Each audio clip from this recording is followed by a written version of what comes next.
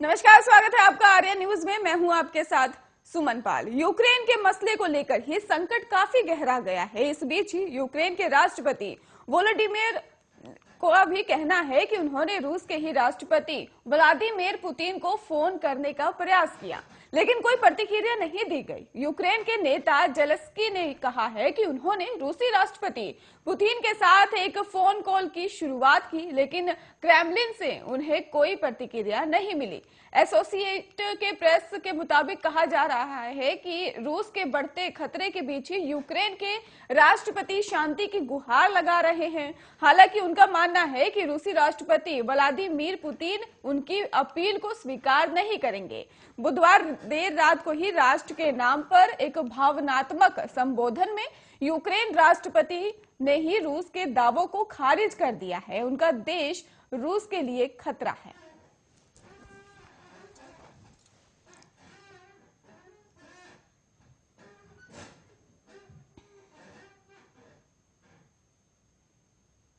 Ukraine रूस में ही तनाव के बीच राष्ट्रपति व्लादिमीर पुतिन ने सैन्य कार्रवाई का जो आदेश दे दिया है। इसके साथ ही पुतिन ने कहा है कि यूक्रेन की सेना हथियार जो है वो टाल दे, और इसके साथ ही इसके बाद यूक्रेन के अलग अलग शहरों से लगातार धमकाने की खबर भी आ रही है। आपको बताते चले, जानकारी ये है कि पुतिन ने ही यूक्रेन पर सैन्य कार्रवाई का आदेश देते हुए कहा कि रूस का कब्जा करने का कोई इरादा नहीं है, लेकिन अगर कोई बाहरी खतरा होता है तो उसका फौरन जवाब दिया जाएगा।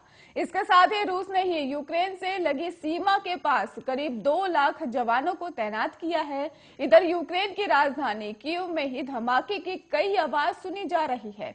विस्फोट की आवाज क्रेमाटोर्स्क और यूक्रेन के तीसरे सबसे बड़े शहर ओडेसा में ही सुनाई दे रही है। और इससे पहले रूस के राष्ट्रपति व्लादिमीर पुतिन को अपने देश के बाहर सैन्य बल का इस्तेमाल करने का अधिकार मिलने के बाद ही यूक्रेन के बुधवार को देशव्यापी आपातकाल की धमकी घोषणा कर दी है।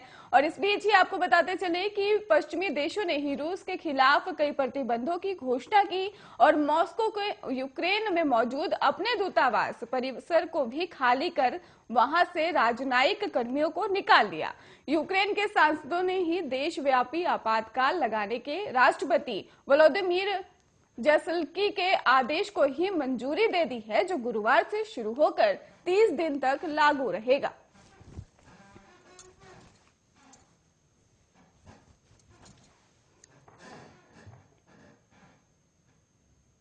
यूक्रेन और रूस के बीच के मौजूदा हालातों की परेशानी के बीच एक और ऐसा मामला सामने आया है जिसने प्रशासन की नींद उड़ा दी है।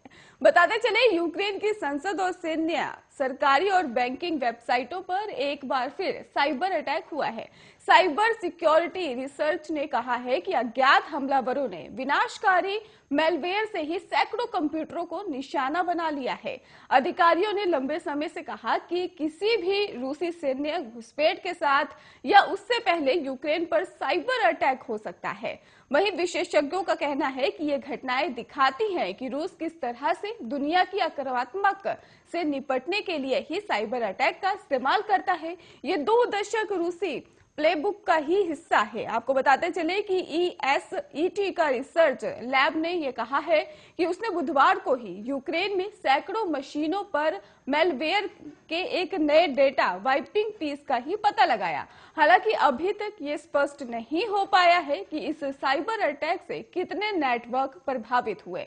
रिसर्च का यह भी कहना है कि चीफ जिन इजायन बाउजिंग ने कहा कि मेलवेयर के ही वाइपिंग काम करने में सफल होने के बारे में ही हम सिर्फ इतना अनुमान लगा सकते हैं कि ऐसा वास्तव में हुआ है और प्रभावित मशीनों को वाइप किया गया है। उन्होंने पीड़ित की सुरक्षा को ही ध्यान में रखते हुए टारगेट का नाम उजागर नहीं किया, लेकिन उन्होंने कहा कि साइबर अटैक की चपेट में बड़े संगठन आए हैं।